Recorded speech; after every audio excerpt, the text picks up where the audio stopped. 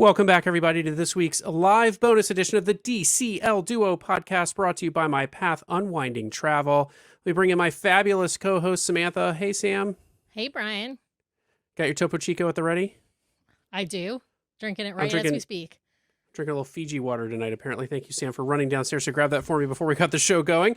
Let's bring in our guests as well. Sam, you want to intro our fabulous guests? Yes, I'm super excited. We've had these guests on our show before on the regular show, but this is obviously their first time on our live show. They have their own YouTube channel. They are Krause Mouse Adventures. So welcome to the show, Alan and Rachel. Hey, guys. Hi, Sam. Great Hi, to be with Brian. you. Nice to see you again. Yeah. Nice to see you too as well. See you too. Yeah. But before we dive into tonight's show, we wanted to give everyone out there a heads up on a special opportunity to book a Disney cruise at a pretty big discount. So our show sponsor, My Path Unwinding Travel, is doing a private sale on a cruise that they have booked. It's on the Disney Magic from July 15th to July 20th, so a 5-night. It is going to Lighthouse Point, so you could be some of the early folks headed to Lighthouse Point. It is going to be a group cruise with several planned Disney panelists. And right now you can book it at a pretty big discount. I think Karen has said online that there are ocean view rooms going for the prices of inside stateroom cabins. There's still some concierge rooms that are about $2,000 less than the published price. And she's got some veranda rooms lower than the currently published price. So if you've been waiting to book your summer vacation, you couldn't get on board with us, the DCL Duo, for our group cruise headed to Lighthouse Point. It's a great option. Reach out to My Path Unwinding Travel. You can head to mypathunwindingtravel.com/DCL Duo, and they'll let them know that we sent you. But reach out to them if you're interested. Again, pretty big savings on this Disney Magic cruise to Lighthouse Point, July 15th to 20th. So yes, be and sure it's to check that out. exclusively through My Path Unwinding Travel. So it's not a savings you can get through another agency or booking direct on your own, because it is a group cruise. Yeah. That's right. Well, Sam, we've been delinquent. We used to use these shows way back in the day. They were like news shows for us, and we have been super delinquent in talking Disney Cruise Line news and have a bit of a backlog. But we are going to try to address that backlog tonight. I wanted to start off with a big thank you. It's not Disney Cruise Line news, but it's news for our show that we came in number 8 on a list of top 100 Disney podcasts. And so really just not to toot our own horn, but to thank all of our listeners out there. That is not possible. Thank you. Thanks. Thank you. Not possible without all of you. We're number 8. And that ain't bad. And that ain't bad. That ain't bad. That's right. So, also, in big news for us, we put out our 400th episode last week, at the end of last week. So that is episode 400 in the bag. It came kind of as a surprise to us that it was number 400 already. We got season 5 of the podcast starting later this month, if you can believe it. So, Sam, we were supposed to do about 20 shows and then quit, right? So that's right. I actually thought maybe less than 20, because back then we were only doing one show a week. So I thought maybe we'd get to 8 episodes or something like that. Oh, we got a great comment on YouTube from Linda saying, "You guys are number 1 in my book." Thank you, Linda. You're just so like my sweet. favorite duck. Just like my favorite duck. All right, well, let's hit up. What we're going to do is just run through some Disney news really fast. I'm going to stop at a couple of these news items to give everyone a chance to comment and on the panel here or our guests here. But several of them I'm just going to race right through. Going forward, again, you can count on us being live every Monday evening, 5:30 p.m. Pacific, 8:30 p.m. Eastern. But going forward, the top of the show, we're going to try to hit some Disney Cruise Line news items as we have them available. So first up, Dress to Impress. This is a couple weeks old now, or a few weeks old now, but Palo Brunch, and I believe, is it just Palo Steakhouse Brunch and Palo Brunch have altered their dress code to allow people to wear shorts. Yeah. So I'm going to pause. I'm going to pause here. I want to know what Alan thinks of this as a man. I want to know. I want to know what the men think of this. Yes, I'm totally in favor of this. I love this idea. I'm not a formal wear person, so I'm very excited to be able to wear nice shorts in Palo Brunch. But how would you feel for the dinner? The dinner, yeah, it's still nicer to get a little fancier for dinner time in the evening. So I'd be on the fence about that, but definitely 100% for wearing shorts at brunch. Yeah, right. I hope they don't change dinner. I like people to be I'm not a suit and tie person when it comes to dining at these restaurants, but I do like people to at least, maybe put on some slacks and some nice shoes for dinner. So Yeah. let's hope they don't change the dinner attire. Nothing in here, by the way, about Remy or Enchanté. Dress code remains the same for them. Mhm. And also Palo dinner, nothing has changed. So I want to say I don't care that much about it, but I am not necessarily looking forward to seeing more men's legs. Let's just put that there. all right, well, there you have it. Sam's not interested in seeing your legs. All right. You must like those like meta avatars they have, Sam, that are just disembodied people with no legs. But the good news is you don't really see their legs if they're dining, right? So you'll see Right. with There you go. stuff. So Good point, Rachel. I love that. Yeah. Stay seated, guys. Good point.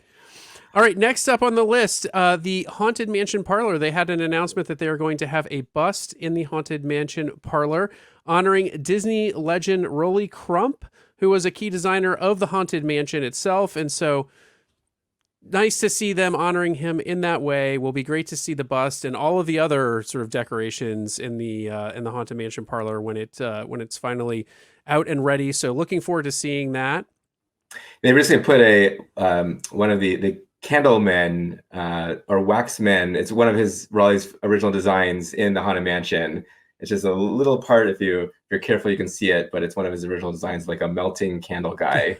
That's pretty cool. Oh, that's I was gonna say- cool. I was gonna say the bus is not- is melting there. Yeah, this looks like something out of a Terminator movie, but congratulations, it's- Rolly. It's a nice nod, right? You know, It like is. Disney does a good job in doing those kinds of things. It is. All right, well, there was a little bit of a dust up last week about beer mugs being completely sold out. So for those of you who don't know, Disney Cruise Line doesn't really do drink packages. They do some wine packages once you get on board. They do some things with like, buy a cooler, get, 6 hard seltzers for the price of 5 or something along those lines. But one of the other things they did is they do these beer mugs that are supposed to be slightly larger than a regular beer. You get a few extra ounces of beer with each mug. And if you didn't want to take the mug home with you, they would give you a card that they called a beer token. And when you're done with the mug, too, at a bar, you could hand it in and get the token, so you have to carry it all over the ship. You could pre-order these mugs. That's what this graphic is. You could pre-order these mugs through the onboard amenities ordering. They have been out of stock for a long time, and we started to hear rumors last week that they just weren't even available for purchase on board. Folks who'd bought them were getting refunds. They weren't able to honor the beer tokens. And so we were concerned that these were going away. We have heard from some folks who have talked to concierge on board the various ships. They are coming back. They were just out of stock. Fret no longer. The beer mug should return. So if you start to see them back on the ship, we'd love to hear confirmation of that. But I love the beer mug, so happy it's coming back. I've got a really nice version off the Wish that they made for the maiden voyage. I'm hoping they do the same for the Treasure, so I can collect that mug too. But they are coming back, it sounds like.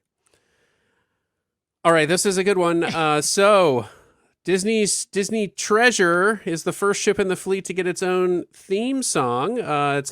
It is a nice song, I think. I'm going to turn it over to Sam to talk about this. It is a nice song, but it was written by and performed by Jordan Sparks, singing the anthem for Disney Cruise Line's newest ship.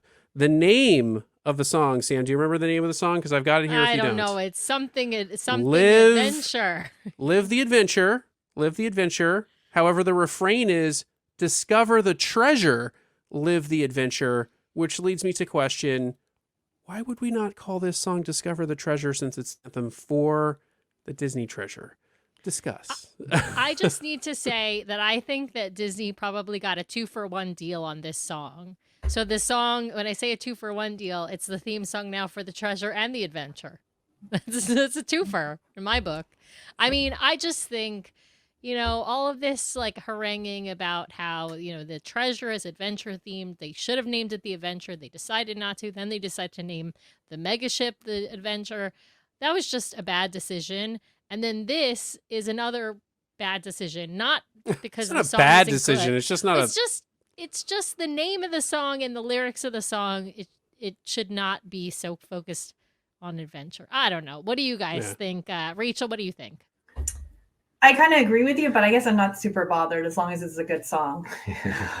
Fair. Yeah, I haven't heard it yet, so I'm looking forward to hearing it, and then I'll judge it. Yeah. But, You can find it wherever you want to stream music. It's on Spotify. We have added it to our DCL Duo Rapid Fire did. Spotify hits playlist, so you can head Oh, over and search funny. for that. We try to put new songs in there from the various Rapid Fire rounds, although Sam has not asked favorite Disney song. When in are a they going to while. even use the song though? Like when they for commercials or like what's the song even for? I could hear Who it playing on the knows? top deck, like with the when When the you're the screensaver. Well, I could see it in screensaver mode for the funnel vision because they have that like kind of screensaver now. They do. I could see them doing that. It'll probably maybe be a deck for party. when they do the christening ceremony. I bet if they're smart, they'll invite Jordan Sparks to come and sing it like live at the christening. I mean, But they who played- knows? She could be like the godmother of the ship too. If they're playing it too often though on the deck, you're gonna get sick of it. So you have to be careful. Yes, for sure. Well, I've had it on repeat on Spotify, and I can tell you that yes, it's starting to wear on me. So, all right, next up, new outfits for the Fab Five on Castaway Key. I'm gonna just kind of blow through this with maybe one commentary, but Mickey and Minnie and friends got some new, They're very cute. colorful outfits. Yeah, I They're mean, very rainbow-esque. I like it. very colorful. These ones are very 70s. They give me 70s vibes. Yeah, Donald's got the Daisy and swim Donald, yeah. swim shirt on. He's got the rash guard. He doesn't want to get sunburned. Here's the whole gang It's goofy. together with their outfits. Very colorful. But these are the saddest outfits of all. It is Chip and Dale, and someone pointed out this is Chip and Dale dressed like Kid and Play from House the Party. House Party movies. If you're familiar, I gotta say, and someone else said they did how they put it. They did Chip and Dale dirty on these outfits. So yeah, I don't know. They look kind of genie-esque too. With the I don't know if those are The life pants. preservers that they're wearing or No, what, but- they're swim trunks, but because of the way that the shape of the costume. No, they're very I think puffed Chips out. looks like a life vest on him. Oh, Yeah. on the vest. Yeah. Oh, I thought Yeah. you were talking Yeah. about the bottom. So Yeah. you're right. You're Yeah. right. Chip definitely has a life vest as his vest. Yeah. But he's also rocking like an Indiana Jones kind of sash there. I don't know. Anyway, It looks like it's a net. It looks like it's like a swimming, like a fish net, right? To Too much catch going fish. on. Yeah, Yeah. it'll take me some time to get used to it. It's kind of a little out there. It's a little out there. Agreed. All right. Well, those are the new outfits on Castaway Key. Other big news this week. We're getting into this week now. Marvel Day at Sea is back. It has been Woohoo. confirmed on select. I have to keep saying select 5-night sailings aboard the Disney Dream out of Fort Lauderdale, starting embarking January 27th through May 15th, I believe it is, or March 15th, May 15th, March 15th. I think it's March 8 sailings. 15th. Yeah, March 15th. Yeah. So Marvel Day at Sea is back. Pretty excited for that. Sam was having me research cruises the other day while we were recording with a guest on their Marvel Day at Sea experience. So pretty excited. It's was. back. Wildcard question mark, Pixar Day at Sea. No announcements there. It was silent. They only announced Marvel Day at Sea. It's leading a lot of folks to say that Pixar Day at Sea is at least on hiatus.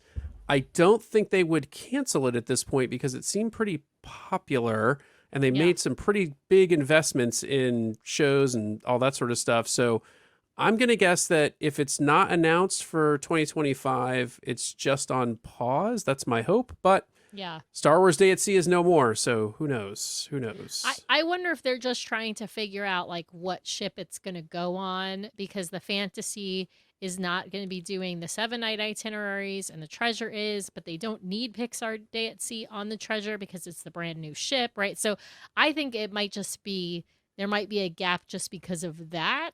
And then maybe they'll bring it back in 26. But this is total speculation. I have no inside info on that.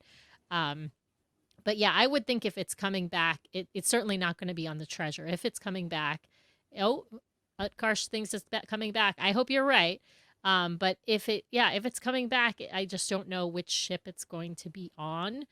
Because it's certainly not going to be on the Wish or the Treasure. That would be my Karen's asking in the comments, prediction. is it going to Australia? That's interesting because they did do some of the Marvel stuff in Australia, right? So maybe they'll do Pixar in Australia. That would be great. They certainly could. They didn't promise Pixar Day or Marvel Day at Sea on the Australian sailings, and then they did it on a lot of them. So it could be that they do something like that. But I don't know. Now that they've put Marvel stuff onto the Wonder, I feel like would just be easier for them to keep doing that. So I'm not sure. Well, yeah, we will wait and see what happens. Let's get to our last news item so we can get to our topic for the night. yeah, So, sorry. We keep talking about all this other stuff. actually, we got one more news item and then the last news item, I believe. So, also announced, I think earlier this week, late last week, was new treasure merch. So there's some stuff on the Parks blog about this, pictures of all the different merchandise. It is all like 20,000 Leagues Under the Sea themed, containers and things that look like they should be covered in barnacles and stuff like that. So lots of merch. They had some coasters. This is a planter that they had. They had a special goblet that was like a, what do you call it, an octopus wrapped around a diving helmet. So, go check it out. Some people are pretty excited about it. I think Sam has told me I'm not allowed to buy any of it. So we shall see. It's not my aesthetic. Sorry. Doesn't fit with our mid-century modern decor. I can totally appreciate that. It doesn't. Yeah. All right, last news item, pretty big one. So Disney's UK Instagram account, Disney Parks UK Instagram account, posted today in their stories this lovely little graphic that you'll see on the right-hand side. For those at home, it's listening afterwards on the podcast channel. You can find it in our Facebook group as well. But it's a graphic saying, Big Summer 2025 announcement coming soon, or maybe you already know it. Study this postcard closely. And so if you study the postcard closely, and we don't take credit for this, but if you study the postcard closely, you'll see, and I have up on screen now, some red circles in various areas of the picture. Sorry, the picture's not scaled well. But essentially, there's numbers hidden all throughout the picture. And I think, Sam, you sleuthed out that those are the MMSI numbers for the Fantasy, suggesting that the Correct. Fantasy will be headed to Europe, specifically to Southampton, because there's a little British flag flying in the castle that they've built on the beach here for the European season, which I think tracks with your predictions from other shows, Sam, Months and the fact that ago.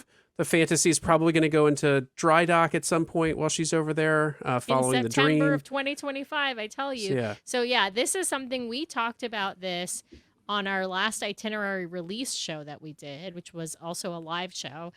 And I sleuthed out from looking at all the itinerary release dates that the Dream schedule did not align with her heading over and doing a transatlantic sailing to Europe. But the Fantasy schedule did perfectly. And the Dream is doing its dry dock this year at the end of its European season over in Brest, France, which is in September of this year. So if the Fantasy is due for its dry dock next year in 2025, it can do the exact same European season and then go do its dry dock in Brest, France in September of 2025. So I predicted this, and I would say my prediction has now been confirmed. So it's happening. Fantasy is headed for the first time since, of course, her transatlantic sailing when she was built. She's headed back to Europe. So that's kind of exciting news. I think the European market will be happy, and I think a lot of the Americans will be happy. I think Rachael, you were saying you guys were thinking about sailing in Europe in 2025, and so you were pretty excited about this news. Yeah, definitely our plans are to go to Europe, and then I just have to see what the cruises look like and if anything matches what I want to do. But we love the Fantasy and would love to go back on her. Yeah, it's a pretty impressive sleuthing that you did. Yeah. Track that down. Thank you. Well, thank you.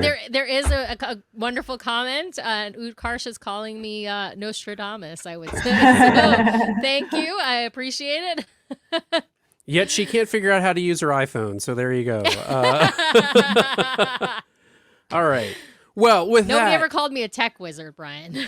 No, they did not. All right. With that, we are going to move on to our show topic, the reason that we have Rachael and Alan with us. What we want to talk about tonight are taking short sailings on Disney Cruise Line, why you might want to consider one, how to make the most out of one, and then at the end we will talk about some drawbacks of the shorter sailings. But let's start with the first question here, which is why might you want to consider taking a shorter sailing on Disney Cruise Line? Alan, Rachael, why don't you kick us off here? Go ahead. Okay, so I think what happened for us and why we even came up on this cruise, we did do a 2-night cruise out of San Diego, was that we had just finished our 7-night Western cruise. And then I thought, okay, we don't have a cruise until many months later, which will be actually in April.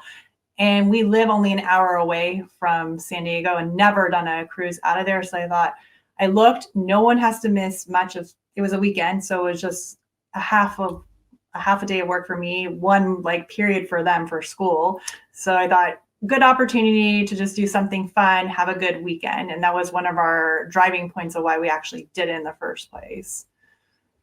Yeah, just kind of like a bonus couple days for us. We didn't think of it as like a full vacation, but we had the mindset like, hey, it's just a fun getaway weekend. We drove down the same day that we departed, that we embarked. And then when we came back, when we disembarked, the kids and I drove directly to school, and we just missed the first class. But we squeezed it all in. So it's just a neat little bonus vacation for us. I love that. And I think there's some, I mean, look, there are some great reasons to take these shorter sailings. I mean, if you're new to Disney Cruise Line and you want to try it out, you know, maybe you've got some seasickness apprehension, whatever it is, or you just don't want to spend the money on some of these longer sailings because Disney Cruise Line is not an inexpensive proposition for a lot of people. You know, these shorter sailings are nice. You know, 2 nights is rare. I'll say 2-night sailings are rare on Disney Cruise Line. And that's really short.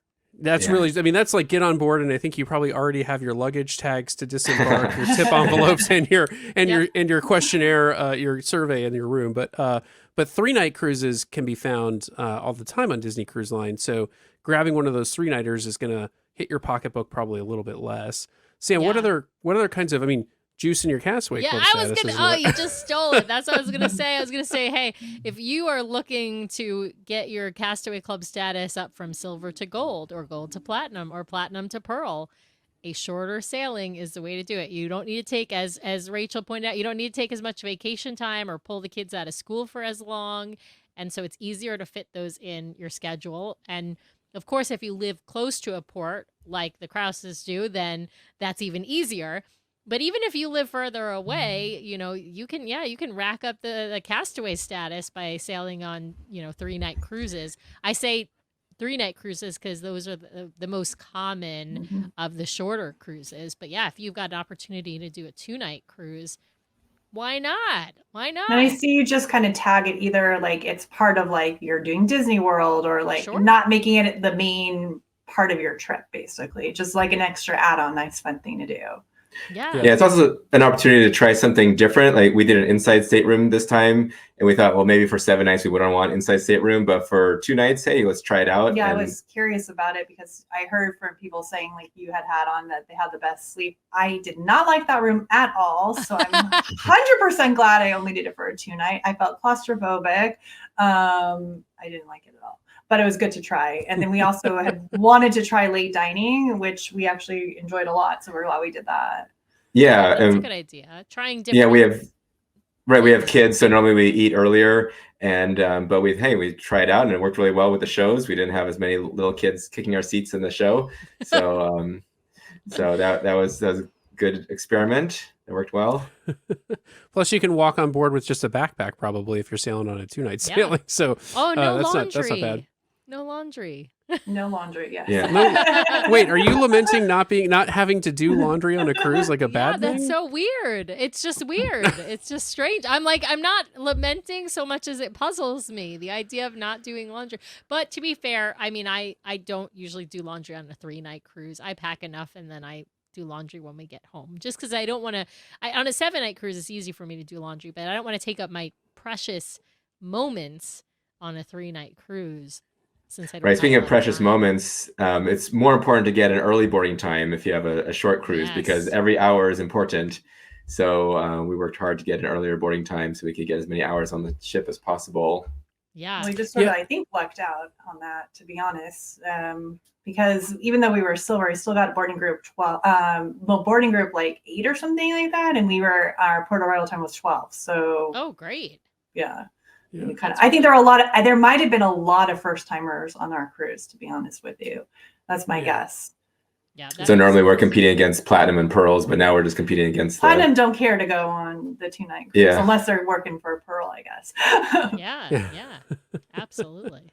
Now let's talk about making the most out of these shorter sailings. Let's set aside 2 nights. I mean, I think 2 nights is tough. Just because then you don't get to try all of the different dining venues if it's your first time on there. Yeah, and that's Yeah. I was going to say, Go ahead. I actually requested ahead of time because I knew we were only having 2 nights. So I called into DCL and requested which restaurants I wanted to have. And Oh, that's they smart. gave me my request. And I think that might be even a priority if you're on a 3-night too. Let's say you for sure wanted to do this one as your highest priority, ask it for number 1. Mm-hmm. Yeah. Yeah. That's a great idea. What? So which ship did you do the 2-night on? Magic. The Magic, yeah, The the San Magic? Diego, Brian, yeah. Yeah. So you obviously requested Rapunzel's. Yes. Yeah, and animators, because I love that. Animators. Yes. Of course, Yeah. you requested Rapunzel's and animators. You wouldn't Yeah. request Tritons. And yeah. Sorry, Tritons or Lumieres. Lumieres, yeah. Uh-huh. Yeah. Yeah. Right, and I love that animator show more than the fantasy of the whole phantasmic stuff going on, and like black and white to color is really cool. Yeah. I love that. Yeah. I love that. Well, let's talk some tips about making the most out of it. So let's kind of walk through the different experiences on board. We talked a little bit about dining just now, but would love to know, how would you approach adult dining? Would you tell people don't do it? Or would you say, no, it's a great opportunity to try adult dining because it's a shorter sailing? I feel like it might be harder to get adult dining on the shorter sailing because there's fewer opportunities. But what's your thoughts on adult dining? I think the adult dining might have went right away. I didn't even look into it because in my head there was no point to do it. I think it's more to like if you want to kind of space it out, try something different. But if you're only got 2 nights and 2 lunches, why would you even try adult dining? Or if you had 3 and 3. So to us it was not a priority and we did not prioritize that. Yeah, and we were with our kids, so we wanted to spend time with them. Or normally on a longer cruise, have some adult time, some family time, but we just figured, well, we'll just all be together during those meals. Yeah.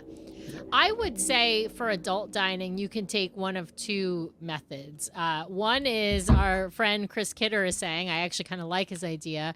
On a 2 or 3 night sailing, you could just eat Apollo twice, once on embarkation day and once on another, since most people will want to do the main dining rooms and experience those. I love that idea. But as he notes, that's for seasoned cruisers, right? For people who have been on the ships like a million times and are fine with missing main dining, the show, the food, whatever. But I actually would say in general, for a shorter sailing, for your newer cruiser, either brand new or somebody who's only been on a handful of times, I would say skip adult dining completely. 1, so you don't miss rotational dining at night. And 2, because if you try to do brunch is like at least, they put it on the calendar as a 1.5 hour experience, but it's usually more like 2 hours, sometimes even 3 hours, depending upon how big your party is. And so that takes up a very large chunk of your day, whether you're at Palo or Remy or Enchante, it's even longer. Mm-hmm. So I would definitely say, as much as I love Palo brunch, on a shorter sailing, if you're a new-ish cruiser, a new-ish DCL cruiser, I should say, skip brunch and, experience the ship. There's so much to do on board. So yeah, but to the earlier point about trying new things, it might just be an opportunity for you to like get in there. Like, I feel like on a shorter sailing, and maybe we should talk about this. I feel like on a shorter sailing, the pre-booking process is going to be pretty light because, you're not going to want to, I don't know if you're going to want to book a shore excursion at all because you're going to maybe want to stay on the ship that you paid a lot of money to be on. Mm-hmm. And so maybe it's just an opportunity to be like, I'm going to prioritize getting that one dinner that I've never had before. I'm just going to go straight there and get it, as opposed to, I've got 15 other things and adult dining is kind of at the bottom of the list and now I can't get it kind of thing. Right. So I think there could be an argument for, go ahead and grab an adult dining and see, give it a try if you haven't tried it before. It's not the worst thing in the world to do. Speaking of like the activities, I would we all agree on like a 3-night sailing, we probably would not book a shore excursion? Yes. Anyone disagree? I didn't even look at the shore excursions. I'm going to be honest. We did know we wanted to get off just briefly because I wanted to get my kids some Mexican food from Ensenada. So we figured we'll have a quick meal off the ship, and that was it. But we didn't do anything more than that. And actually, we got a great recommendation from Chris Kidder about where to go for tacos, which worked out great. We just walked off the ship, walked to the restaurant, had some tacos, got some fresh made churros, and came back on the ship. Because some of those excursions can be hours and hours, and you want to spend the time on the ship and experience all the ship has to offer. So you have to use your time wisely. I agree. I think the only exception would be maybe Castaway, right? So I'm wearing my Castaway Key 5K shirt today, by the way. But that would be the only exception where I would plan on getting off the ship still at Castaway. Oh yeah, getting off, but not booking a shore excursion there. Well, like, I wouldn't. I mean, I don't book shore excursions very often on Well, I guess except for parasailing. Yeah, but parasailing's only an hour long, so that's the thing. Like a shorter, something like on Castaway where they have some shorter shore excursions, or a cabana, of course, right? Like I might still go for those things, but I think barring Castaway, I would not book an excursion, and I would spend most of my time, if not, I might not get off the ship at all, but if I chose to get off the ship, I would do it exactly as Rachael and Alan did, which is just to get off, have lunch, get, a good margarita and some tacos in Mexico. I feel like that's the perfect. Yeah, it was perfect. It was a perfect lunch. And some of those excursions can take a couple hours just to get to the destination. So you're really taking a lot of time. Yeah. Definitely. The only thing that I will highlight from all of this is these shorter sailings. I have a feeling a lot of people get on, they are seasoned, and they don't get off. Like there's, or at least not all of them, not a lot of them, maybe 50-50 or something. But I wonder if there's opportunity to the point of trying things, if there's better opportunity for like, I've always wanted to try that shore excursion, right? Maybe on a shorter sailing, you could get it in a way that you wouldn't be able to get it on a longer sailing, right? Because, probably not a lot of Platinum Pearl cruisers going on the 3-4 night sailings all the time. And so you might have a better shot at some of the stuff that's harder to get in some of these places, that you might not otherwise be able to book. So that would be one argument for me. I guess it's making your priority, right? Like deciding like, what do you want to do the most and focus in on that. And you're right. There could be something like you could probably not snag if you were silver or if you were first time cruiser, and you might want to say, that's more important to me. And you just do that. Because it's all about making your own journey, right? Yeah. So ahead of time, we looked at all the options and decided what our priorities were and what we wanted to do. So we tried some new things. Which Craig is saying his family's secret for the 3 nights is research and plan as soon as you get on the ship. Many things are only offered once during the sailing. I think that's a good tip, but I think your tip is even better, Al, which is research and plan before you get anywhere near the ship and figure out what you need to, like, what is the thing you want to get done, and recognize, as Sam likes to say, you can't do it all. Can't do everything. Right. Yeah. Right. That's something you have to keep that in mind, that you're just going to get a few things done. If you get that done, then you're in good shape. Don't try to do everything. Absolutely. I love I love how in the app you can heart things. So for those who haven't used the Disney Cruise Line app, but once you're on board, you can see the entire schedule of events, and certain things will be automatically hearted for everyone, which is the show that's opposite like your dining rotation. But anything else that's in the app, any other activity, you can like sort of tap on it and it lights up the heart red. And so that you'll get a reminder when those things are coming. Like I think it's like 15 minutes before, you'll get a little reminder on your phone telling you, bingo is about to start, or actually it'll be sales for bingo is about to start in D Lounge, right? So you'll get those reminders, but also you can look at your schedule. So you can, instead of looking at the entire schedule, you can start to look at what you have hearted and what you have booked, which will include like spa treatments and excursions and things like that in the app, and see what your day looks like, so you can kind of plan out. So I go through and I heart everything that I'm kind of interested in, and then I unheart once I look at what it's sort of next to in the app. But I think that's really helpful. What about spa appointments? Hold on, I just want to say pro tip on that. Like Sam introduced me to, I didn't realize there's a way you can click in the app and see all of the days that a particular thing is going to be offered in times, and then you can heart them all. So that's a great tip in the app. I do that for brain teaser trivia, by the way. So because Sam's trying to come home with 14 medals.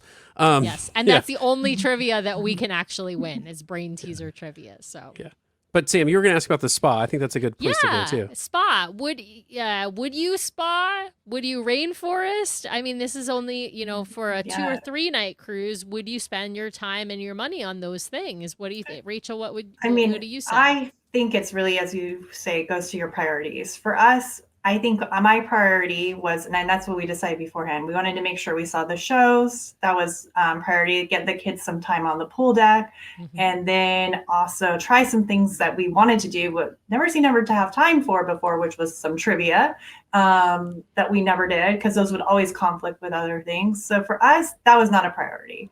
But let's say this is a priority for you, then I'm sure you could easily get appointments. And yeah, we had a couples massage on our 7-night cruise, and we decided this time we just want to focus on other ship activities with the whole family. So didn't want to spend time in the rainforest room this time. But yeah, we did some things we hadn't done before, like the silent dance party. It's kind of fun to experience, and like Rachel said, the trivia. The drawing class. Oh yeah, the animation class, learn how to draw different Disney characters. That was fun. How did you fit that in and have time to go to the pool deck? I feel like if I did all those things, I would just be, as I normally am, kind of just bouncing from activity to activity, right? I was kind of calculating. So I figured as soon as we got on the ship, we go straight to eat. And we were they were directing everybody to go to the sit down. I don't know why they were doing that, but we knew we didn't need to, and we wanted to be quick. So we went straight up to the buffet. We were in and out of there fast, had our bathing suits already packed, and that literally our kids were the only ones in the pool.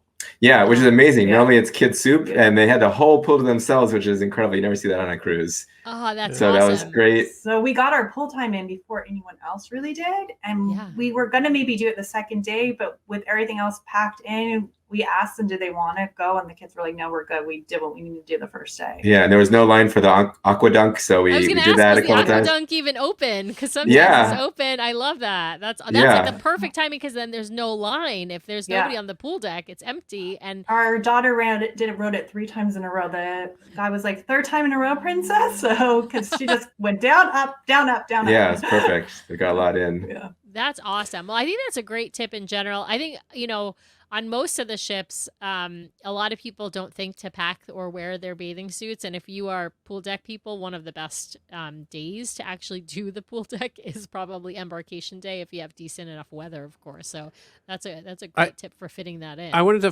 flag. I want to go back for 1 second to the spa and just flag one other reason you might, if you haven't tried the spa and you've been looking to try it. True. One thing that you might want to do is on these shorter sailings, if there's a port day, you get spa discounts on port days. So it's an opportunity if you're like, well, I'm on a shorter sailing, so I'm not going to get off the ship anyway. Go leverage the spa discount on a port day. You can get treatments really early in the morning too. And so it doesn't really like completely destroy your entire day. And they price the rainforest room based on the length of your sailing too. So if it's something you wanted to try but didn't want to pay, for the length of cruise pass, because that's now really mostly what they're trying to sell you. It's really hard to get a day of pass. So you could, or single day pass. You could try that as well. All right, so we got one listener who's saying cheers to your Topo Chico. So just putting that out there for you. Thank you, JD. Cheers. And we had some adult time too. We got in the adult jacuzzi. It was just the 2 of us, and spent some time at the Cove Cafe. So that was nice. So we try to mix it up a little bit.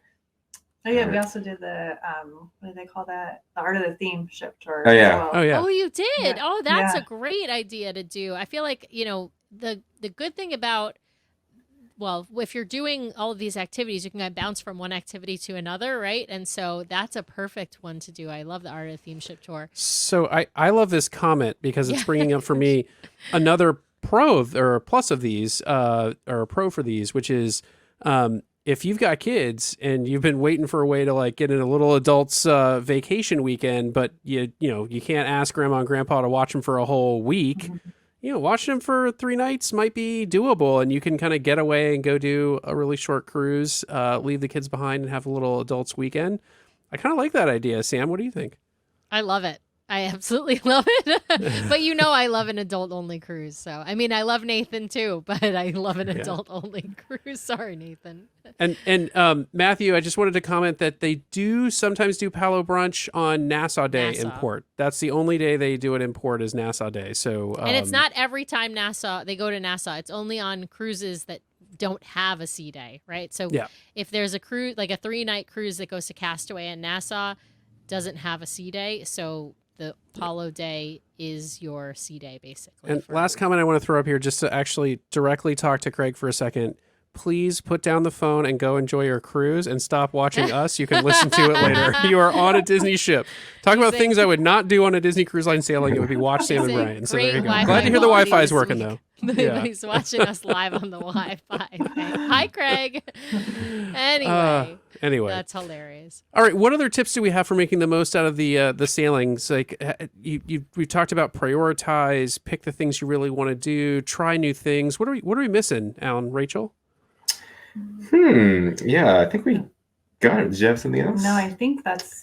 Yeah, we really hit everything.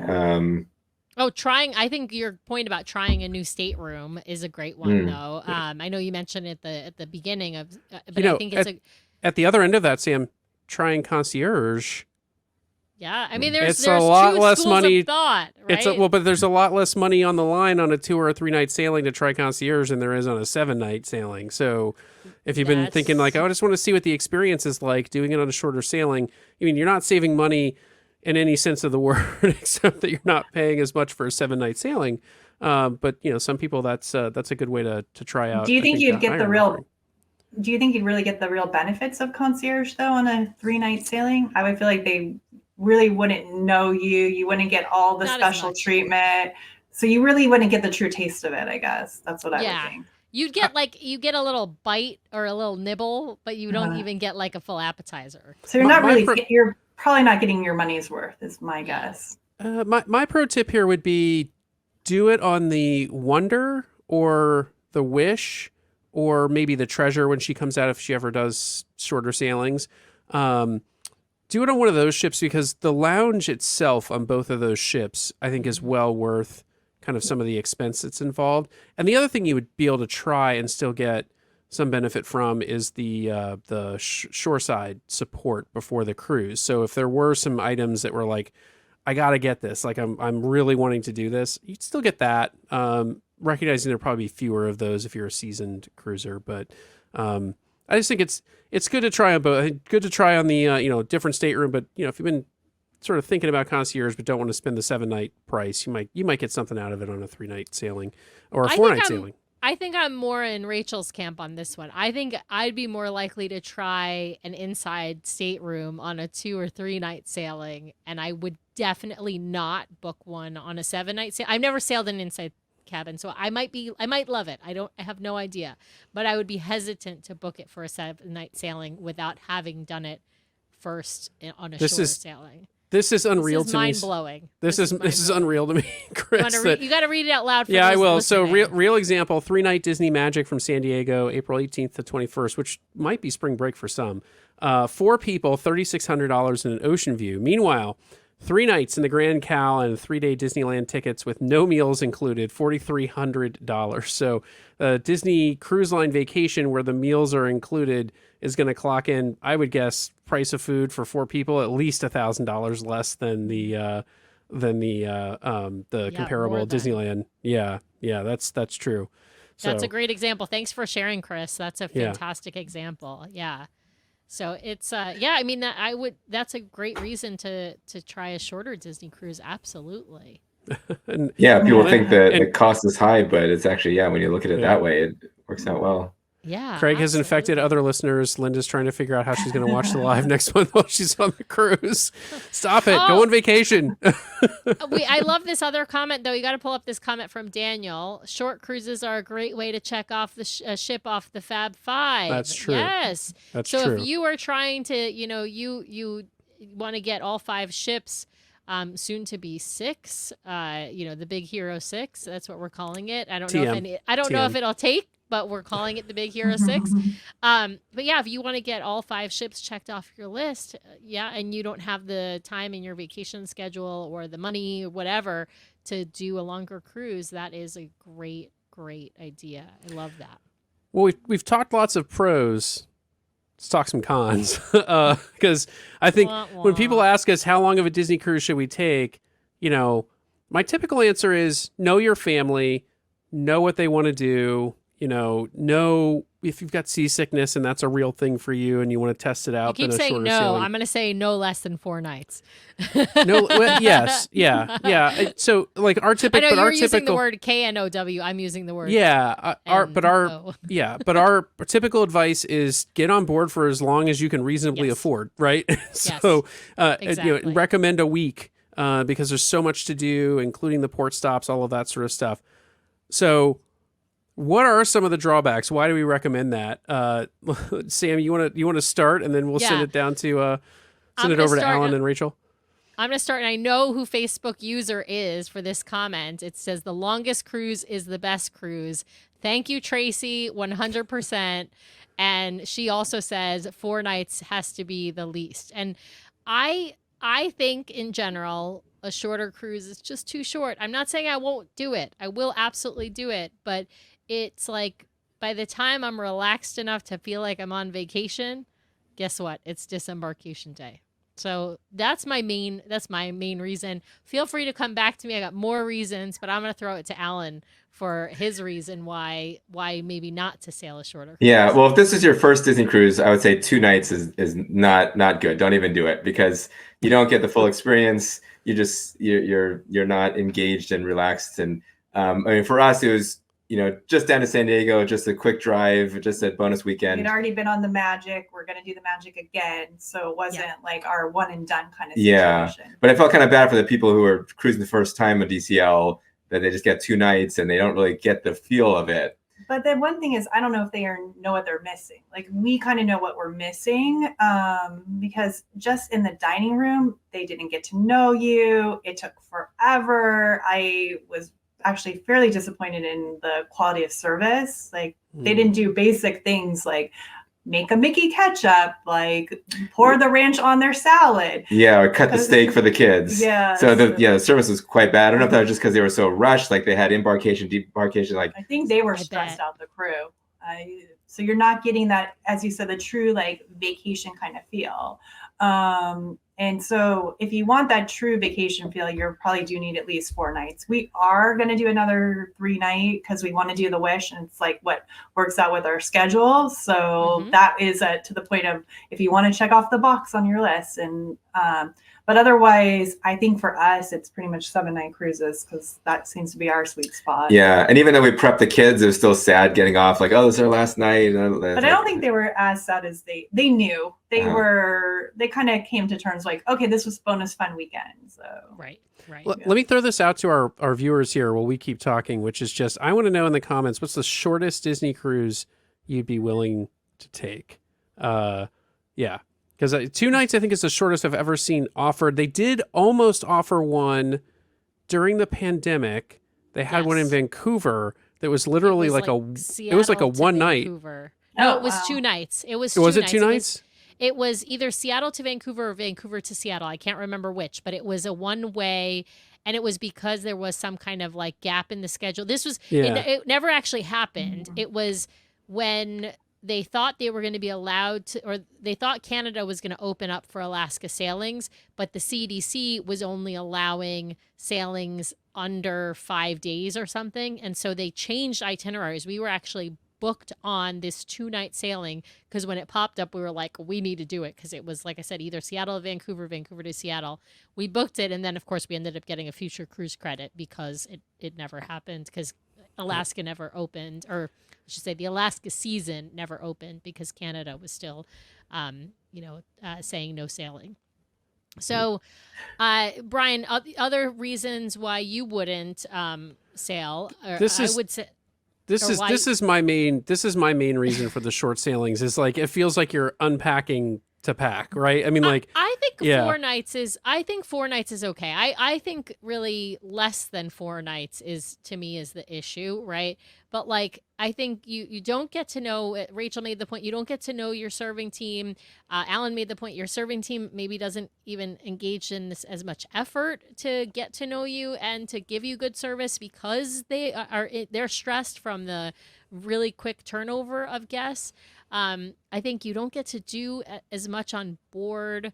You might not have all the shows in the main stage theater, which is huge for me. I want to see all the ships have 3 shows. I want to see all 3 shows usually. I'll occasionally skip certain ones. Those of you who listen to our show a lot know which ones those are. Old Man and the Flower. But it's so there's certain things I don't want to miss, and that's just hard with packing in a 3-night or an even or 2-night cruise. Somebody was asking, what do we think about a 5-night Well, I was gonna, cruise? let me put up some of these comments so we can get a sense of where people are landing. I think the consensus from people watching is 4-night. We got a 4-night vote here. 4 nights from Daniel Lee. Got 4-night. Yeah. Yep, 4-night there. JD saying 4 nights because 3 nights feels too rushed. Chris is saying he's done the 2-night. 40 hours was a whirlwind, and 4 nights for him unless it's the wish, which he wants to try. So do compromise on a 3-night there. 5 nights. We got a 5-night as the shortest That's here. probably Tracy. Yep. And we've got 4 nights if I'm paying for it and I'm not within driving distance. 3 nights if it's part of a back-to-back or someone else is paying for it. I mean, Edward, if someone else was I'll assuming, take a 1-night if somebody I'll else take is a 1 night paying if someone for else is paying for it. it. Let me bring back up that question that you mentioned, Sam, which was how do we feel about the 5-night sailings? Yeah. Are they a sweet spot? I think they could be. Rachel, Alan, what do you think? Well, that was actually our first cruise. It was a 5-night. And I thought it was actually perfect. I had no complaints because we went through everything. Well, 3, we missed 1 restaurant for the second time. But I think it got us a good taste, and I didn't feel like it was too short. Then, of course, when we did 7-night, I was like, okay, this seems better. But really, it seemed like a really good number and easy to work in your schedule because you probably just had to take 1 week out of vacation time versus 7-night is going to pull you into another week. Yep. Yeah, and even on the 2-night, we were able to see 2 shows, so that was nice. Just seeing those shows is a good experience. And if you, like Rachel said, if you tag it onto a parks trip, or if it's just a short drive, then it makes it a little nicer. Yeah. But yeah, if you had to fly across the country, then that kind of changes the equation, and that's the one thing you're doing. Yeah, absolutely. I do want to address. I want to answer AJ's question though, Brian, and I would say, okay. Fine, hold on one second. I just want to say because we've talked a lot about how the servers don't get to know you on the 3-night cruises, and I just want to say they are working hard. Like I don't want to put it on them. Like those 3-4-night sailings are the worst for the crew because they have to do the ship turn like every 3 to 4 days, and that is a huge thing. It's they're just up hard. late. It's exhausting. They're up late at night. They're up early the next day. It's They're lot of lugging work. bags every couple of days. Yeah. It's just So there's just I think they are just worn out, some of them. It's not to say that every server is not great on a 3 or 4 night sailing. We've had some great servers. I think it's really tough. Those are really tough. The crew love the 7-night sailings where they get a whole week before they have to turn the ship again. So just wanted to be upfront about that. And as this comment says, somebody had their best service they've ever had was a 4-night sailing on the Magic with a server named Aaron. So you absolutely can get great service on shorter cruises. It's just maybe a little less common, I would say. Yep. Yeah, and point being, we don't blame the servers for that. It's really just tough on all the crew. Yeah. Yep. And then I want to address AJ's question to say, I think a 5-night cruise is great. The only thing better than a 5-night cruise, 2 more days.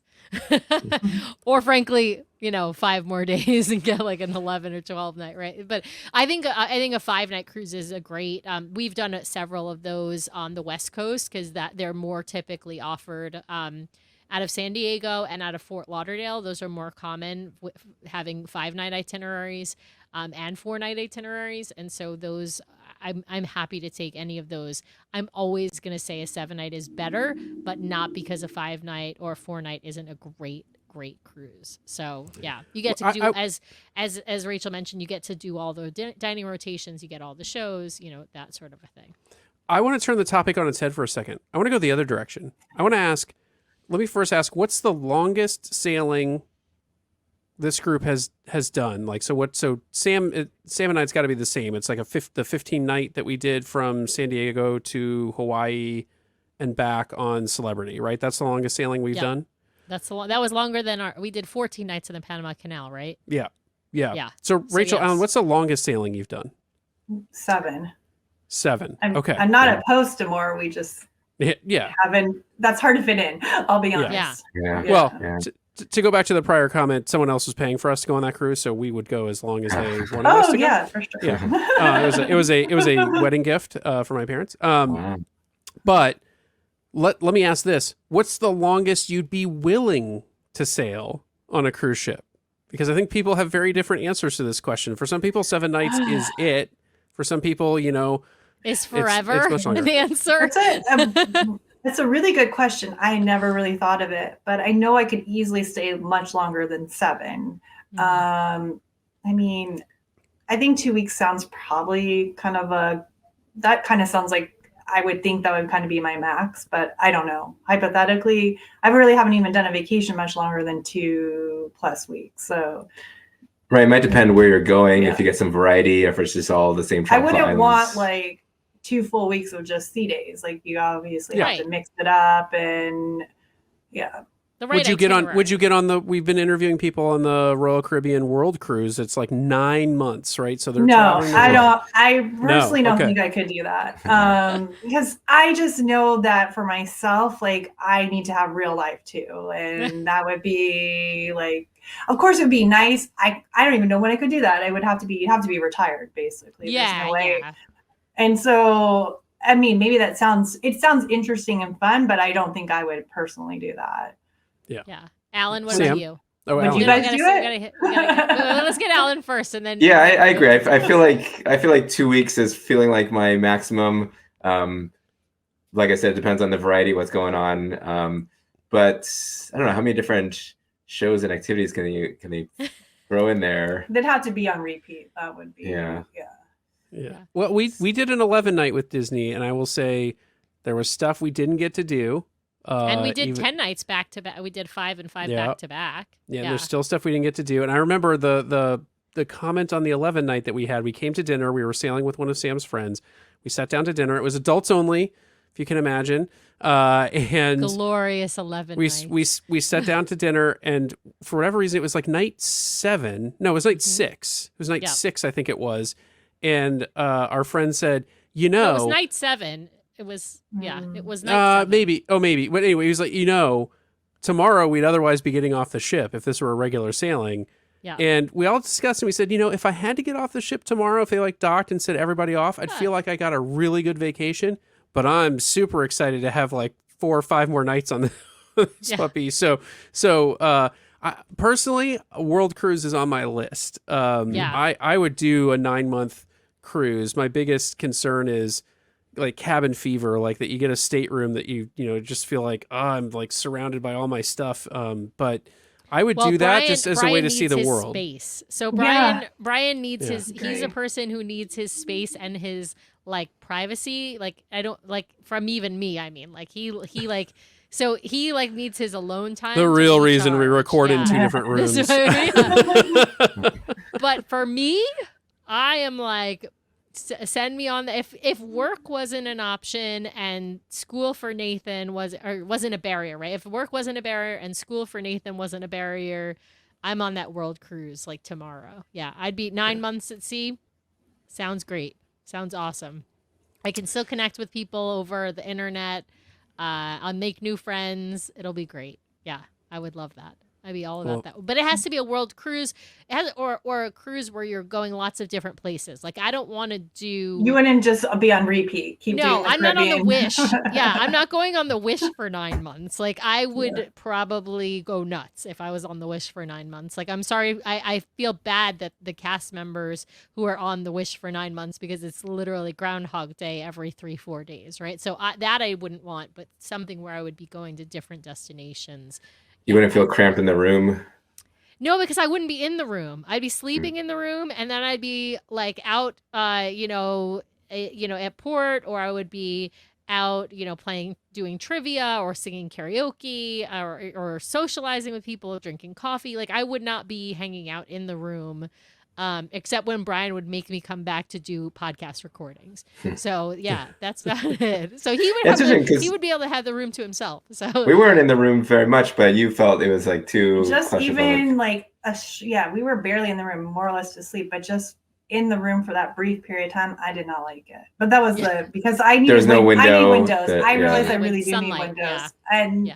that's how I am even in work. Like I have an office that has like a window. Like if I had to not see windows, that would be very devastating. Yeah. So- well, they so do gr- say for your circadian rhythm, that's, really Yes. important. Yeah. Some great comments here I want to roll through. So one, we're getting validation on the Big Hero 6 being the next iteration. It'll be short-lived before we get to the Seven Dwarves, I think is our Yes, next Seven Dwarfs, next that's target. right. And after that, Disney has to stop building ships because I'm running out of numerical I know. like franchises that they have. Someone's saying 14 Nights was amazing, and honestly, they weren't ready to get off. Someone's agreeing with me here.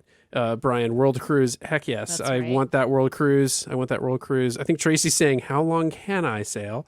I've read articles now multiple times about retired couples who figured out that just doing constant back-to-back cruises is cheaper than the price of rent in some cities. So there you go.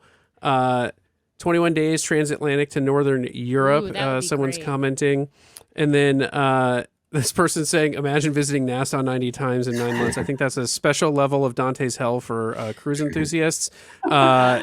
Thankfully, these world cruises do not stop at the same port over and over again, but thank God. And then somebody's saying the Cove Cafe bill would be crazy after 9 Yes. months.